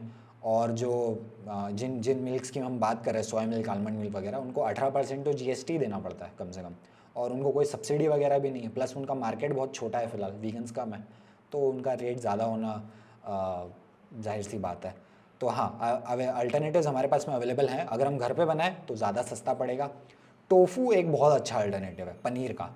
टोफू लगभग हर जगह मुझे लगता है सस्ता है पनीर से, और कई रेस्टोरेंट्स वगैरह में टोफू इस्तेमाल किया जाता है। हालांकि वो बोलते हैं पनीर है, लेकिन टोफू इस्तेमाल किया जाता है क्योंकि वो सस्ता होता है। प्रोटीन कंटेंट पनीर के जितना ही है, कैल्शियम कंटेंट भी, क्योंकि सोयाबीन है तो वो मैच सारा कर ही जाता है। कर्ड, अगर आपको दही का अल्टरनेटिव चाहिए तो पीनट का, मूंगफली का दही बहुत अच्छा बन सकता है। मूंगफली का पहले दूध बनाना पड़ता है दही से, तो आप मूंगफली का दूध भी बहुत अच्छा होता है, उसमें भी प्रोटीन काफ़ी होता है, आप उसका भी इस्तेमाल कर सकते हो। और फिर मूंगफली का कर्ड बहुत अच्छा बनता है। तो और कर्ड भी ऑनलाइन अवेलेबल है, और प्लांट बेस्ड घी भी ऑनलाइन अवेलेबल है, वो भी आप बना सकते हो। या फिर जो आप मिल्क और कर्ड वगैरह बना रहे हो, इससे फिर आप घी भी घर पर ही प्रोड्यूस कर सकते हो। तो मिल्क का एक्चुअली मैं अग्री करता हूँ कि अगर कोई बंदा शिफ्ट करना चाहे तो उसको थोड़ा सा विचार करना पड़ेगा। एग्स वगैरह और मीट वगैरह तो ऐसे ही छोड़ा जा सकता है, बस उनको प्रोटीन रिच फूड से सप्लीमेंट कर दो। आप सोयाबीन, राजमा चावल वगैरह खाने लगो, हो जाएगा। बाकी दूध के बारे में थोड़ा सा व्यक्ति को सोचना पड़ेगा कि मैं क्या प्रोडक्ट्स में ले सकता हूँ, इसके अल्टरनेटिव क्या कर सकता हूँ, क्योंकि वो हर जगह है, हर चीज़ में हम दूध डालने की हमको आदत सी हो गई है। ठीक है। तो सुरेश, आई थिंक एक और चीज थी जो वेजिटेरियंस ही कंज्यूम करते हैं, मैं सोच रहा था इसके साथ ही हम कवर करेंगे, वाज ऑल्सो जहाँ पे मैंने आपका पर्सपेक्टिव देखा, और आई थिंक बहुत मैंने जैन्स को उसके बारे में काफी बात करते हुए सुना है, वो हनी का कंजम्पशन है। हनी भी एक ऐसी चीज है जो डॉक्टर्स रिकमेंड करते हैं, बचपन से ही खिलाया जाता है। आयुर्वेदा में भी हनी को जोड़ के बहुत देखा जाता है। जैसे दूध का परिकल्पना है, वैसी हनी की भी परिकल्पना है कि बहुत अच्छा होता है हमारे लिए। लेकिन मैंने हनी की भी एक बैक स्टोरी देखी है, आपका ये व्यू पॉइंट मैंने देखा है। मैं चाहता हूँ आप लोगों को थोड़ा सा अगर हनी के बारे में भी बताओ कि हनी जो हमारे घर पहुंचता है, उससे पहले वो किस जर्नी से होके निकलता है, और क्या हनी के भी कोई ऑल्टरनेटिव अवेलेबल है? क्योंकि मैंने हनी का कभी कोई ऑल्टरनेटिव नहीं सुना। दूध के तो फिर भी मैंने बहुत ऑल्टरनेटिव सुने हैं। राइट। हनी का सिस्टम ऐसा है कि 20,000 के लगभग बीज की प्रजातियां हैं टोटल, तरह तरह की। उसमें से केवल 6 या 8 शहद बनाती हैं, बाकी की सारी शहद नहीं बनाती। तो केवल उन 6 और 8 को ही हमने, उनकी पॉपुलेशन इतनी ज़्यादा बढ़ा दी है कि जो बाकी की 19,900 वो जितनी हैं, उनकी पॉपुलेशन खतरे में आ गई है, वो लगातार डिक्लाइन कर रही है। अब बीज जो हैं वो इसको पॉलिनेट करती हैं फ्लावर्स को, और उसमें से नेक्टार लेती हैं, और फिर उससे हनी बनता है। बेसिकली वो उनका थूक होता है, एक बी अपने पेट में वो रखती है, फिर वो उसको कर बनाती है अपने मुंह में, और उसका वाटर कंटेंट कम होता जाता है। फिर वो एक दूसरी बी के मुंह में थूक देती है, फिर वो बनाती है, फिर वो तीसरे के मुंह में थूक देती है। वो ऐसे ऐसे करते जाते हैं और उसका वाटर कंटेंट लगातार कम होता जाता है। फिर जब वो सफिशिएंटली कम हो जाता है तो उसको स्टोर कर लेता है। तो पहली तो बात बी उनका थूक है, और दूसरी बात वो उनका खाना है, उनका स्टोर किया हुआ खाना है।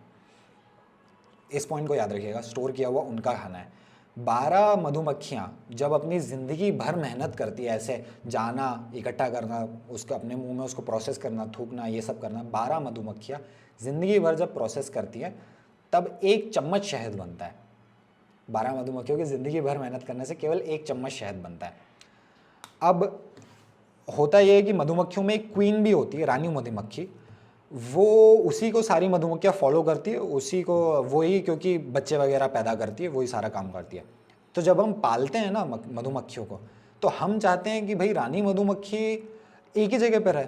वो यहाँ से वहाँ अगर थोड़ा भी छत्ता इधर उधर हो तो हम कहाँ से लेंगे हनी। तो हम क्या ये करते हैं कि जो रानी मधुमक्खी होती है उसके पंख काट देते हैं ताकि वो उड़ ना पाए और वो वहीं पर रहे और बाकी की सारी मधुमक्खियाँ भी वहीं पर रहे। अब जब हमें शहद लेना होता है तो हम सारा शहद उनका ले लेते हैं, उनका खाना। और जब ठंड का समय आता है फिर उनको खाने के लिए उनको तो कुछ ना कुछ चाहिए, क्योंकि ठंड के समय में नहीं होता इतने फ्लावर्स वगैरह। तो क्या करें, उनको फिर शुगर सिरप दिया जाता है, पानी में शक्कर वगैरह घोल करके।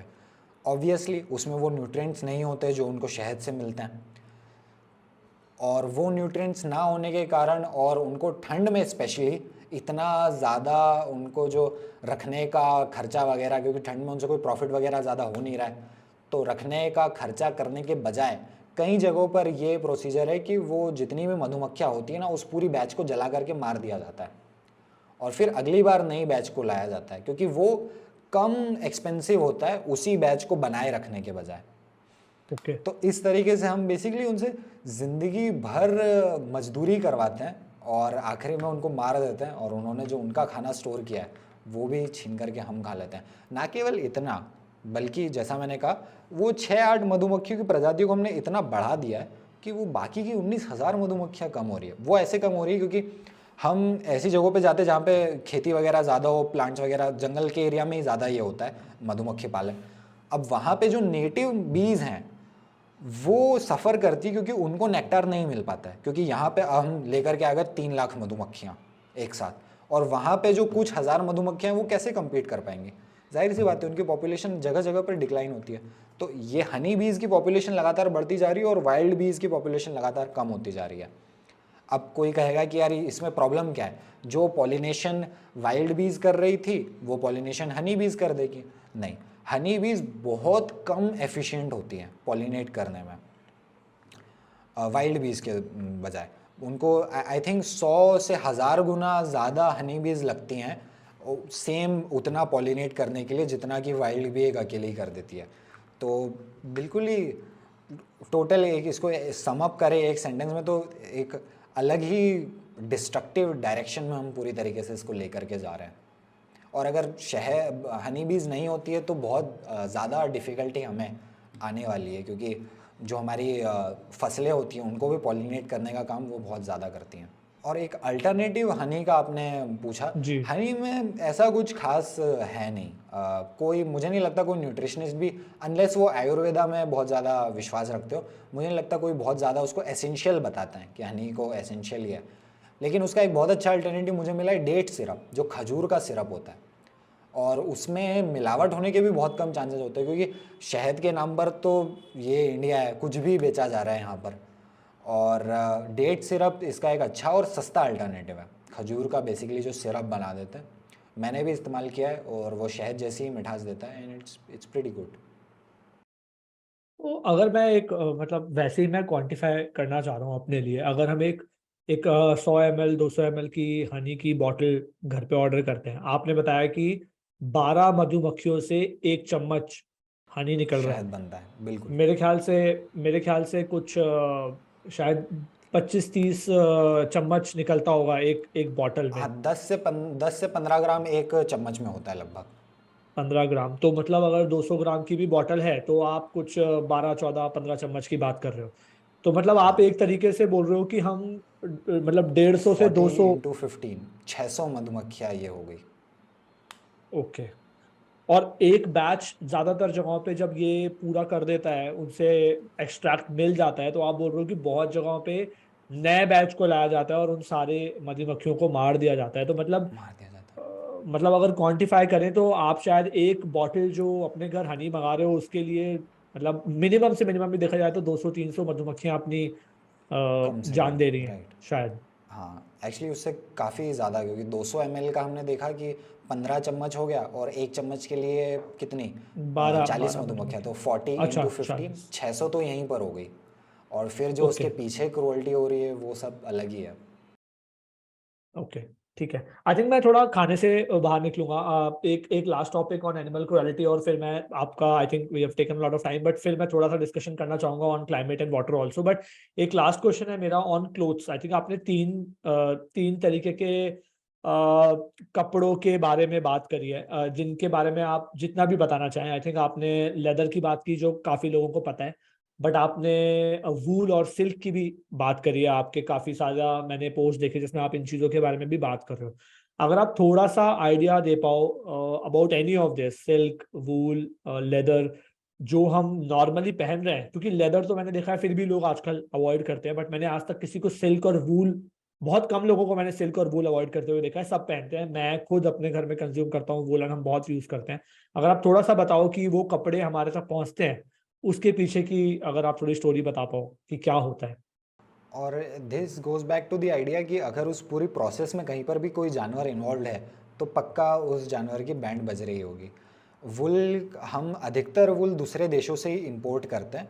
सबसे बड़ा इंपोर्टर, सबसे बड़ा एक्सपोर्टर हमारे लिए ऑस्ट्रेलिया है, और बाकी न्यूजीलैंड और चाइना वगैरह हैं इसके बाद में। फिर वहाँ उन देशों में भी हालांकि सेम प्रोसीजर है, तो वहाँ पर एक म्यूल्जिंग नाम का प्रोसीजर बहुत कॉमन है। उसमें होता ये है कि जो बछड़े होते हैं, छोटे बच्चे, लैम्स जिनको बोलते हैं, उनकी पूंछ होती है नीचे को, और फिर वो जो मलमूत्र का त्याग करते हैं, तो वहाँ से पहली बात तो वुल ख़राब हो जाता है वो उतना एरिया का, और दूसरी बात उनको बैक्टीरिया वगैरह होने के खतरा रहता है। तो जब वो पैदा होते हैं और छोटे छोटे से ही होते हैं, छोटे छोटे घूम रहे होते हैं यहाँ से वहाँ, तब उनको पकड़ते हैं, मशीन में रखते हैं, और बिना कोई एनेस्थीसिया वगैरह की लिटरली उनकी पूंछ काट देते हैं। लाइक आप वीडियो देखोगे आपको बहुत ग्रूसम, बहुत खून खराबे वाले वीडियोस आपको यूट्यूब पर मिल जाएंगे। लिटरली पूंछ काट देते हैं और फेंक देते हैं, और आप वो बछड़े थोड़ा लंगड़ा लंगड़ा करके चल रहे हैं और उनके पीछे से लगातार खून गिरता जा रहा है।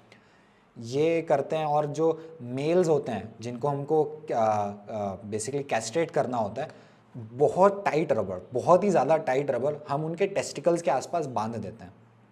इमेजिन करो ये कैस्ट्रेट करने का ये तरीका कि आप इतना टाइट रबर उनके टेस्टिकल्स के आसपास बांध देते हो कि वो गिर जाते हैं टेस्टिकल्स थोड़े समय बाद, और वो रिसर्च बताती है कि वो लगातार पेन कॉज करते हैं।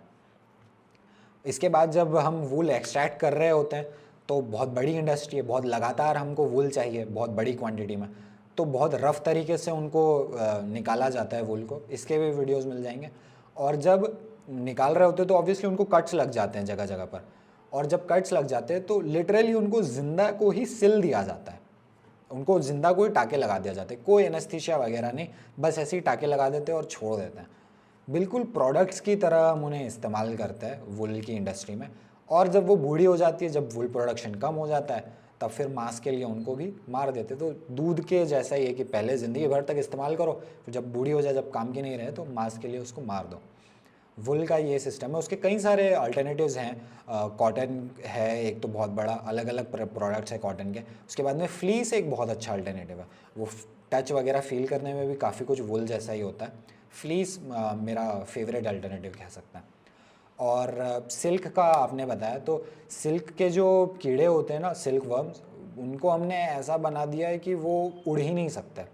वो पहले तो कैटरपिलर्स की तरह होते हैं कीड़े, और फिर वो ककून बनाते हैं, उसके बाद में वो सॉरी बर्ड। सुरेश, मैं रुकूंगा जी। इसमें। सो सिल्क का आप बता रहे हो, तो पहले तो मुझे आप थोड़ा सा ये बता दो कि सिल्क जो प्रोड्यूस होता है बेसिकली वो कैसे होता है, बिकॉज वूल का फिर भी लोगों को पता है, आई थिंक सिल्क का पता नहीं है। आप कीड़ों की बात कर रहे थे, तो आई नो कि मतलब I understand the journey, but अगर आप लोगों के लिए थोड़ा सा पहले ये बताओ कि सिल्क जो है वो बनता कहाँ से बनता है बेसिकली, एंड देन फिर आप जो बता रहे थे कंटिन्यू कर सकते दैट हैं। Exactly that is the process. वो कीड़ा होता है, फिर वो ककून बनाता है अपने आसपास में, और फिर जैसे तितली उड़ जाती है वैसे वो सिल्क वर्म, मॉथ बोलते हैं, सिल्क मॉथ, वो बढ़ जाता है।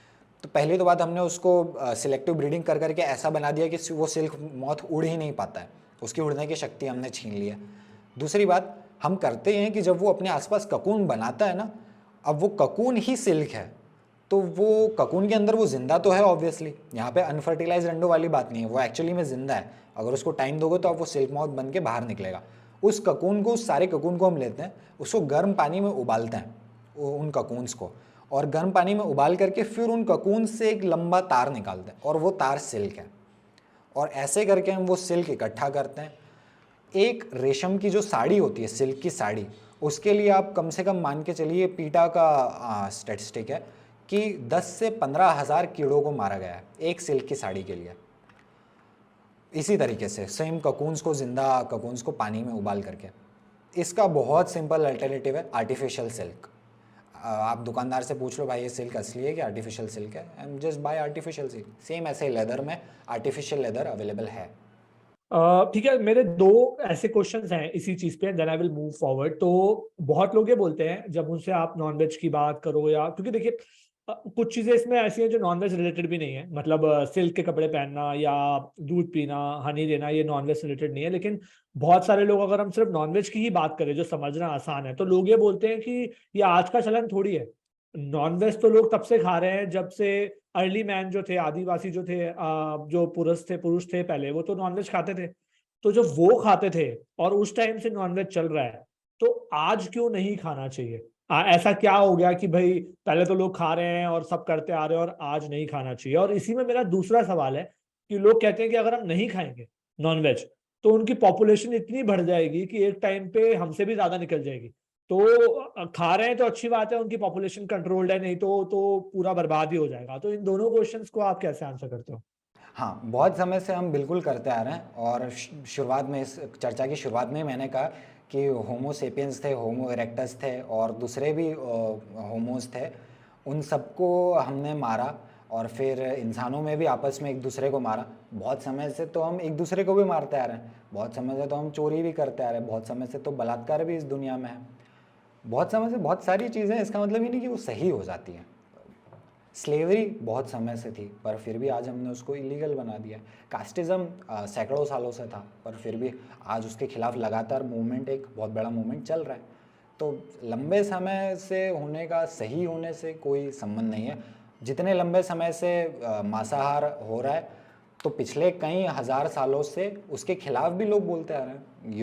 योगा में अहिंसा का बहुत बड़ा रोल है, और जैनिज़्म में आपको देखिए, जैनिज़्म में वो चीज़ बहुत ज़्यादा उभर के आती है, अहिंसा का जो सिद्धांत है वो। अभी में आप देख लीजिए तो कबीर साहब ने लगातार दोहे लिखे हैं हिंदुओं को टारगेट करते हुए, मुसलमानों को टारगेट करते हुए, मांसाहार के खिलाफ। तो ऐसा नहीं है कि लंबे समय से चलता रहा है तो वो चीज़ सही हो गई, और उसके खिलाफ भी लोग बोलते आ रहे हैं, हालांकि उनकी सुनी नहीं है। और दूसरा सवाल आपने पूछा था कि उनकी जनसंख्या बढ़ जाएगी। तो अगर इस चर्चा को किसी ने शुरुआत से यहाँ तक सुना है, तब तो वो ये सवाल पूछेगा नहीं, क्योंकि जैसा मैंने बताया कि अगर हम अभी की बात करें तो 80 अरब जानवरों को हम हर साल पैदा करते हैं, ज़बरदस्ती पहले पैदा करवाते फिर मार के खाते हैं। तो भाई अगर कोई खाएगा नहीं, अगर खाने वाले लोग नहीं होंगे, तो जिस तरह किसी सब्जी की जब डिमांड नहीं होती है तो फिर किसान उस सब्जी को उगाना कम कर देता है। ठीक उसी तरह से जब मांस की डिमांड कम होगी तो लोग इतनी बड़ी संख्या में उन जानवरों को पैदा करवाना ही बंद कर देंगे। तो शायद आप ये बोल रहे हो कि जो एक्चुअली कम होने वाली है, शायद जो पॉपुलेशन बढ़ रही है वो हम आर्टिफिशियल तरीके से बढ़ा रहे हैं ताकि हम खा पाएं। अगर हम नहीं खा रहे होंगे, तो अगर नेचुरल तरीके से उनकी पॉपुलेशन बढ़ेगी तो इतनी पॉपुलेशन ही नहीं होगी, अपने आप डिक्लाइन हो जाएगी बेसिकली पॉपुलेशन। तो ये आर्गुमेंट ही काउंटर नैरेटिव है बेसिकली इसमें। हाँ, हम जैसे बहुत सारे जानवर जिनको हम नहीं खाते, जंगली जानवरों को, शेर वगैरह को हम नहीं खाते, और कोआलाज को नहीं खाते, इनकी पॉपुलेशन कहाँ बढ़ गई? इस तरीके से तो गधों की असेंबली होना चाहिए थी, अगर ये आर्गुमेंट ठीक होता तो मेरा अगला क्वेश्चन एक्चुअली थोड़ा एनिमल क्रुएल्टी से बाहर है। आप दो और चीज़ों के बारे में काफ़ी बात करते हुए मैंने आपको देखा है। आपने वाटर पॉल्यूशन की बात की है, आपने क्लाइमेट चेंज की बात की है। मैं इसमें सबसे पहले क्लाइमेट चेंज के बारे में बात करना चाहूँगा आपसे, क्योंकि देखिए क्लाइमेट चेंज के बारे में जितना मर्जी कोई भी बात कर ले, अगर मैं अपने घर में आज बैठ के क्लाइमेट चेंज के बारे में सोचूं तो मुझे ऐसा लगता है कि कहाँ है क्लाइमेट चेंज। मैं अपने घर में आराम से अपनी लाइफ बिता रहा हूँ, एसी चल रहा है, पहले भी गर्मी आती थी, आज भी गर्मी आ रही है, पहले भी पानी पड़ता था, आज भी पानी पड़ रहा है। कुछ बदलता हुआ तो नहीं दिख रहा मुझे अपनी आंखों के सामने। तो क्लाइमेट चेंज कितना बड़ा और कितना, मतलब कितनी बड़ी प्रॉब्लम है, अगर आप पहले इसके बारे में बात कर पाओ। और आज उसके बारे में करंट टाइम में मुझे लगता है कि हो सकता है आज से 500 साल बाद शायद क्लाइमेट चेंज के बारे में बात करना जरूरी हो जाए, बट क्या आज क्लाइमेट चेंज के बारे में बात करना इम्पोर्टेंट है और उसका क्या इम्पैक्ट हो रहा है? अगर आज हमने क्लाइमेट चेंज के बारे में बात नहीं करी तो हो सकता है हम आने वाले 500 सालों तक बचेंगे या नहीं बचेंगे, उस पर ही बहुत बड़ा क्वेश्चन मार्क है। क्लाइमेट चेंज आज की तारीख में ह्यूमंस को फेस करने वाला सबसे बड़ा ग्लोबल थ्रेट है। और ये बात ठीक है कि हमें घर में बैठ कर के पता नहीं चलता, और इसीलिए क्लाइमेट चेंज पर इनएक्शन इतना ज़्यादा है, उस पर हम एक्ट बहुत सही से नहीं कर पा रहे, क्योंकि लोग सोचते हैं अबे कहाँ है क्लाइमेट चेंज, बट एक्चुअली में चीज़ें बदल रही हैं। इंडस्ट्रियल रेवोल्यूशन के पहले से अब तक 1 डिग्री सेल्सियस ग्लोबल टेम्परेचर बढ़ चुका है, और उसमें ही बहुत बड़े बदलाव धरती पर आ चुके हैं। अब अगर मैं वो सारा बहुत ज़्यादा डिटेल में बताऊंगा तो उसमें बहुत ज़्यादा समय लग जाएगा, और वो एक अलग ही अपने आप में एक पॉडकास्ट बन जाएगा। तो बट डेफिनेटली अगर कोई भी कहता है कि भाई क्लाइमेट चेंज कहाँ है, तो उसे थोड़ा सा ही गूगल करने की ज़रूरत है कि how big is the risk of climate change. मैंने भी इस पर कई वीडियोस बनाए, and they will definitely get to know कि एक्चुअली में सबसे बड़े इश्यूज़ में से ही एक है क्लाइमेट चेंज आज की तारीख में। ओके, तो ऐसा हमारे करंट एक्शन में, चलिए ठीक है, बहुत डिटेल में हम इस पे बात नहीं करते, बट हमारे जो आज के एक्शंस हैं डे टू डे लाइफ में, जिस तरीके से हम अपनी लाइफ को जी रहे हैं, वेयर डू यू थिंक कोई 2 या 3 ऐसी चीजें जहां हमें बदलाव करने की जरूरत है, ताकि हम अपने लेवल का जो भी माइनर कंट्रीब्यूशन है टुवर्ड्स स्टॉपिंग दिस वो दे पाए? और अगर आप थोड़ा सा इस चीज को बता पाओ कि क्लाइमेट चेंज का इम्पैक्ट क्या हो रहा है, चलिए ठीक है हमें दिख नहीं रहा, बट इम्पैक्ट क्या हो रहा है क्लाइमेट चेंज का? एक मैं एग्जांपल देता हूँ जिससे आपको पता चलेगा कि ये एक्चुअली में कितनी अर्जेंट प्रॉब्लम है। स्टडीज़ बताती हैं कि, और ये कई न्यूज़ आर्टिकल्स वगैरह आपको बहुत सारे मिल जाएंगे, कि 2030 तक एक्चुअली में क्लाइमेट चेंज काम कैसे करता है कि ग्रीन हाउस गैसेज है, कार्बन डाइऑक्साइड, मेथेन वगैरह, वो इतनी ज़्यादा हम एमिट कर रहे हैं फॉसिल फ्यूल से, एनिमल एग्रीकल्चर से और दूसरे तरीक़ों से, पेट्रोल वगैरह से, बिजली से, कोयले वगैरह से, इस सब से कि वो ग्रीन हाउस गैसेस पृथ्वी का टेम्परेचर बढ़ा रही हैं। पृथ्वी का टेम्परेचर जब बढ़ता है तो जो बर्फ़ है ग्लेशियर्स में वो पिघलती है। जब ग्लेशियर्स में बर्फ़ पिघलती है और वो समुद्रों में जाती है तो समुद्र के पानी का लेवल बढ़ता है। ये केवल एक इफेक्ट है, केवल एक। समुद्र के पानी का लेवल बढ़ता है, और वो लेवल इतना बढ़ रहा है कि 2030 तक स्टडीज़ बताती है कि मुंबई के बहुत सारे एरिया, और जो नवी मुंबई है वो लगभग पूरी, कोलकाता के बहुत सारे एरिया, साउथ में बहुत सारे एरिया, गुजरात का बहुत बड़ा एरिया, ये पानी के अंदर डूबने वाला है। लोग यहाँ पर रह ही नहीं पाएंगे 2030 तक। अभी अगले 7 सालों में ही हम ये देखने वाले हैं हमारे लाइफ टाइम में कि ये एरियाज़ पानी के अंदर डूबने वाले हैं। तो इतना अर्जेंट ये चीज़ है, और जब ये लोग माइग्रेट करेंगे तो ऑब्वियसली ये सेंटर की तरफ आएंगे। तो केवल ऐसा नहीं है कि जो जहाँ पानी में डूब रहा है जो एरिया, केवल उन लोगों को तकलीफ हो रही है। जब ये सारी पॉपुलेशन यहाँ आएंगे तो यहाँ के रिसोर्सेज के लिए आपस में लड़ाई होगी, और ये बहुत एक नेगेटिव फीडबैक लूप है। तो और इंडिया में क्लाइमेट चेंज के कारण जितने भी ज़्यादा माइग्रेशन होते हैं उनमें भारत चौथे नंबर पर है, यानी चौथे नंबर के सबसे ज़्यादा माइग्रेशन होने वाले 200 देशों में हम चौथे नंबर पर हैं। तो बहुत इंडिया पर खासकर उसको बहुत बुरी मार पड़ने वाली है क्लाइमेट चेंज की। और आपने बात की कि हम अपनी इंडिविजुअल लाइफ में क्या चेंज ला सकते हैं। फॉसिल फ्यूल्स को लेकर के तो फ़िलहाल कुछ खास नहीं कर सकता इंडिविजुअली। इसके बारे में खुद अवेयर हो सकते हैं, अवेयरनेस फैला सकते हैं, और बेसिकली उन पॉलिसीज़ को सपोर्ट कर सकते हैं सरकारों की जो इस तरफ अच्छा काम कर रही हैं। और मैं ये कहना चाह रहा हूँ कि फॉसिल फ्यूल्स का रास्ता तो पॉलिटिकल एक्शन से ही होगा, वो उसका समाधान पॉलिटिकल पार्टीज़ ही कर सकती हैं अपने लाइफ में। लेकिन हम जो बदलाव कर सकते हैं वो, एक तो सबसे पहले तो plant based diet, animal agriculture बहुत बड़ा कंट्रीब्यूटर है। दुनिया में जितनी भी कार्स, ट्रक्स वगैरह, एरोप्लेन वगैरह, पूरा ट्रांसपोर्टेशन सिस्टम है, वो जितनी ग्रीन हाउस गैसेस पैदा कर रहे हैं, यानी वो जितना ग्लोबल वार्मिंग में कंट्रीब्यूट कर रहा है, उतना ही कंट्रीब्यूट एनिमल एग्रीकल्चर भी कर रहा है। तो आप समझ सकते हैं कितना बड़ा दुनिया की सारी कार्स, ट्रक्स, एयरप्लेन्स वगैरह वो सारा जितना कंट्रीब्यूट करे उतना ही एनिमल एग्रीकल्चर भी कंट्रीब्यूट कर रहा है। तो सबसे पहला कदम तो यही होगा, वीगन बनना। ये बहुत बड़ा कदम है। ऑक्सफोर्ड की 2017 या 2019 की स्टडी है, उसके लीड रिसर्चर्स कहते हैं कि वीगन बनना आज की तारीख में सबसे बड़ा इंडिविजुअल स्टेप है क्लाइमेट चेंज के खिलाफ। तो वीगन बनना एक बहुत बड़ा स्टेप है। उसके बाद में फिर फ्लाइंग जो एयरप्लेन से ट्रैवल है उसे कम करना चाहिए। और उसके बाद में फिर मेन मुद्दा फॉसिल फ्यूल्स का है और रिन्यूएबल एनर्जीज पर हमें शिफ्ट करना होगा। वो पॉलिटिकली होने वाला है। लाइक उसमें हम क्या कर सकते हैं कि रिन्यूएबल एनर्जी पर शिफ्ट होना चाहिए। We can't really do anything about it. हम गवर्नमेंट को पुश ही कर सकते कि भाई करो, इस तरफ इस चीज़ को सब्सिडाइज करो, इसको आगे बढ़ाओ। ठीक है। एनिमल एग्रीकल्चर का मुद्दा जहाँ पर सरकार बिल्कुल फिलहाल खिलाफ है, वो दूसरा उसी को सब्सिडी दे रही है, उसे हम अपनी डेली चॉइसेस के द्वारा बदल सकते हैं।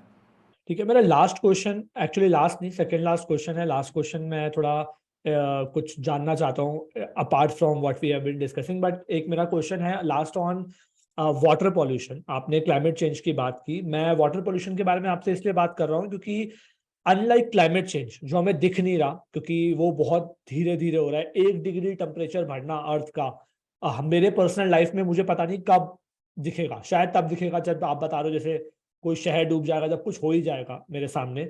लेकिन वाटर पोल्यूशन मुझे दिखता है। मैं दिल्ली में रहता हूँ, मुझे यमुना में दिखता है। मैं कभी हरिद्वार या कहीं जाता हूँ तो मुझे गंगा में दिखता है। पॉलिटिकल स्पीचेस में दिखता है जब लोग बात करते हैं कि गंगा को साफ करना है। वाटर पॉल्यूशन इंडिया के लिए, मैं क्योंकि इंडिया के इसलिए पूछ रहा हूँ क्योंकि लोगों को शायद तभी कॉन्टेक्चुअलाइज होगा, इंडिया के लिए वाटर पॉल्यूशन कितना बड़ा मुद्दा है। क्योंकि बहुत बार मैंने लोगों को ये कहते हुए सुना है कि गांव देहात चले जाओ, पानी ऐसे ही निकल के आ जाता है, बहुत पानी है, कोई दिक्कत ही नहीं है, वाटर पॉल्यूशन की कोई दिक्कत ही नहीं है, पीने के पानी की कोई दिक्कत ही नहीं है। क्यों लोग बात करते हैं इस बारे में नहीं पता। आपका क्या व्यू पॉइंट है इस बारे में? क्यों हमें इसके बारे में सोचना चाहिए? अगर आप थोड़ा सा नदियों के बारे में, अगर गंगा के बारे में भी थोड़ा सा बता पाओ कि इतना पॉल्यूशन कैसे हो रहा है वहां पर। बहुत बड़ा इशू है एक्चुअली वाटर पोल्यूशन, और इसका एनिमल एग्रीकल्चर और वीगनिज्म वगैरह से कोई सीधा लेना देना नहीं है। हाँ, गंगा के पोल्यूशन में लेदर इंडस्ट्री का बहुत बड़ा हाथ है, ये बात ठीक है। पर वाटर पोल्यूशन और इन जनरल जो वाटर स्ट्रेस हमारी कंट्री पे पड़ रहा है बहुत बड़ा मुद्दा है। ना केवल भारत के लिए बल्कि पूरी दुनिया के लिए, पर भारत के लिए खासकर, क्योंकि इस तरह से देखिए कि हमारे पास में 4% फ्रेश वाटर है पूरी दुनिया का, 4% फ्रेश वाटर है, और हमारे पास में 16% पॉपुलेशन है पूरी दुनिया की।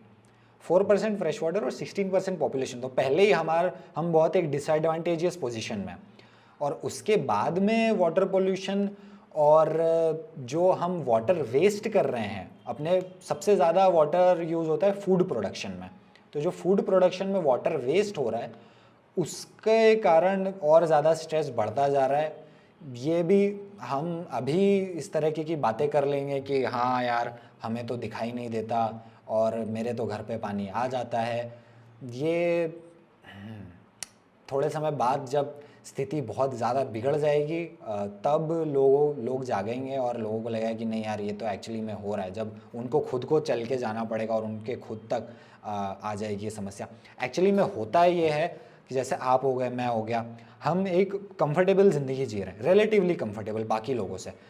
और ये दुखद है बहुत कि हिस्टोरिकली जो लोग बिगाड़ रहे हैं चीज़ों को, जो अपनी कंफर्टेबल लाइफ में जी रहे हैं, जो लोग बिगाड़ रहे हैं चीज़ों को, वो कंफर्टेबल लाइफ जीते रहते हैं। लेकिन जो लोग बिगाड़ नहीं रहे हैं और जो निचले तबके में जी रहे हैं, स्लम एरियाज़ में या ऐसी जगहों पर जहाँ पर एक्चुअल में वो पानी की कमी है, उन पर मार और बिगड़ती जाती है।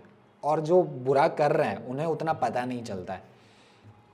बहुत ट्रैजिक है। और इस बारे में बिल्कुल हमें गवर्नमेंट एक्शन की बहुत ज़्यादा ज़रूरत है वाटर स्ट्रेस को लेकर के, वाटर पोल्यूशन को लेकर के इन टोटल।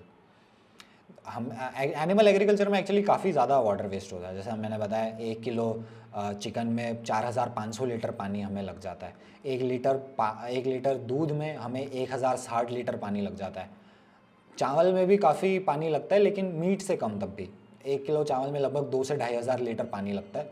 हालांकि चिकन से तब भी कम ही है। बीफ में 15,000 लीटर पानी लग जाता है, तब भी उससे तो कम ही है। तो या हम्म।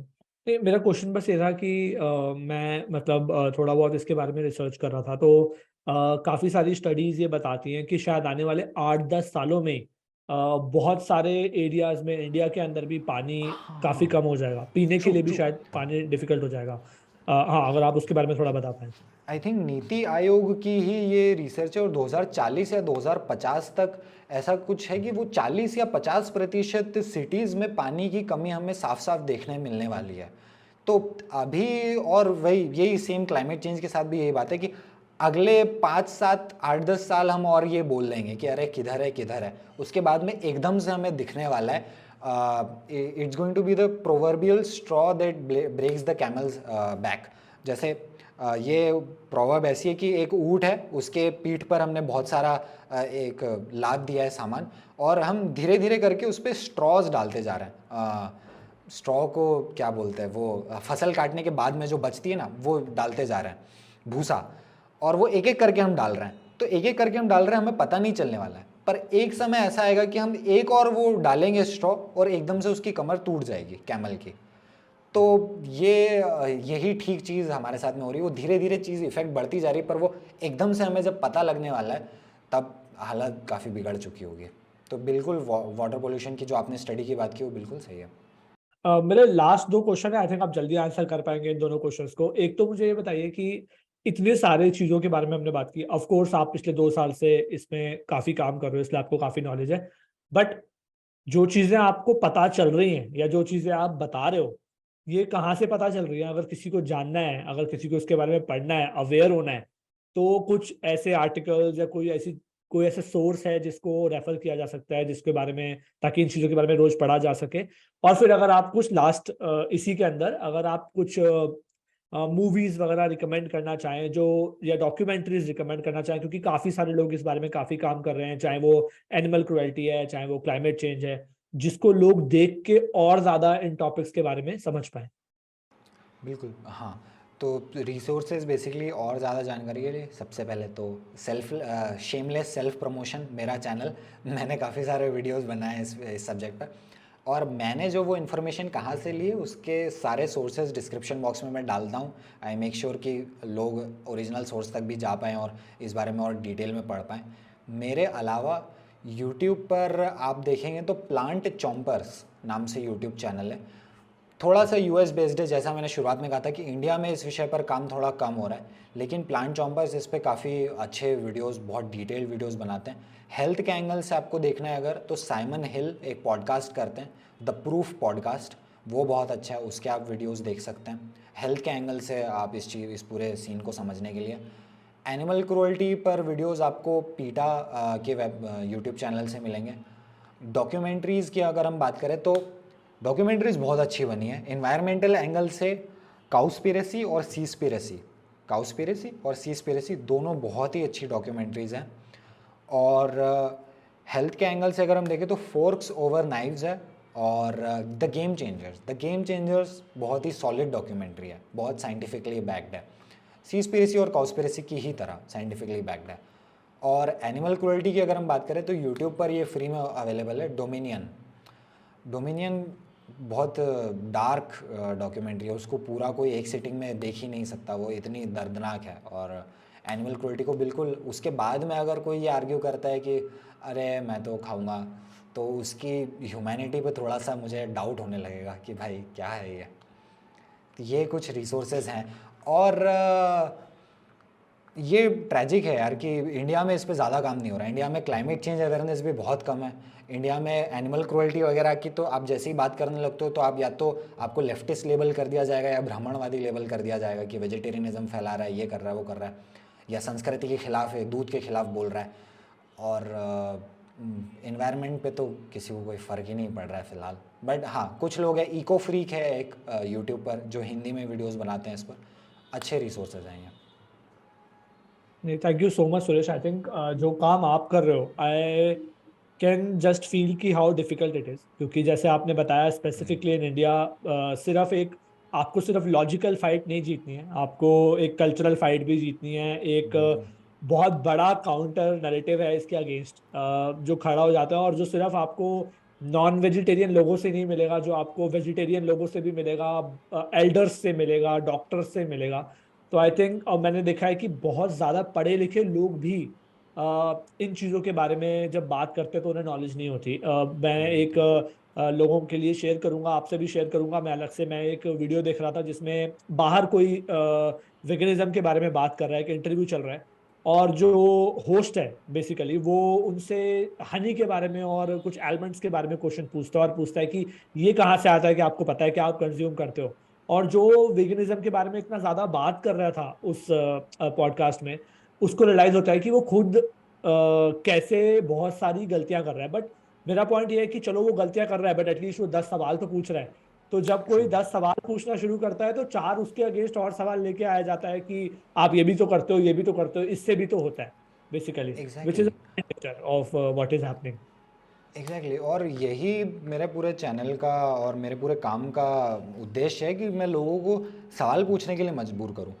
जैसा मैंने थोड़ी देर पहले भी कहा था कि इस पॉडकास्ट में हो सकता है मैंने सारे नंबर्स एग्जैक्टली सही ना बोलो, बट वो somewhere in the ball park हैं कि हाँ ये एक्चुअल में रियलिटी है और ऐसा हो रहा है। और अगर आप कोई मुझे कहता है कि भाई ये ऐसा नहीं ऐसा है, तो मैं बिल्कुल उसकी बात सुनता हूँ। और यही तो मैं चाहता हूँ कि इस टॉपिक पर, क्योंकि ये इतना अर्जेंट है इन्वायरमेंट के एंगल से, ह्यूमन हेल्थ के एंगल से और एनिमल क्रूअल्टी के एंगल से, इतना अर्जेंट है कि इस पर ज़्यादा से ज़्यादा बात हो। भले ही लोग मेरे अपोज करते हुए मुझे बोलें, और लेकिन आपस में बात करें, but just we have to talk about this. I इसको थिंक इस चीज़ को मेन स्ट्रीम करना ज़रूरी है। Yeah, absolutely. I think the work that you are doing is commendable. And like, thank you. congratulations for the work and all the best. And thank you so much for, being on the podcast, sparing so much time. It was really insightful. मुझे बहुत कुछ सीखने को मिला। जब मैं कल research कर रहा था तो मैं कोशिश कर रहा था कि मैं ज़्यादा ना जानूं उन चीज़ों के बारे में, ताकि मैं आपसे ही जानूं। तो काफ़ी राइट, कुछ सीखने को मिला। आई होप कि ऑडियंस के लिए भी काफ़ी यूजफुल होगा। Thank you so much. Thank you.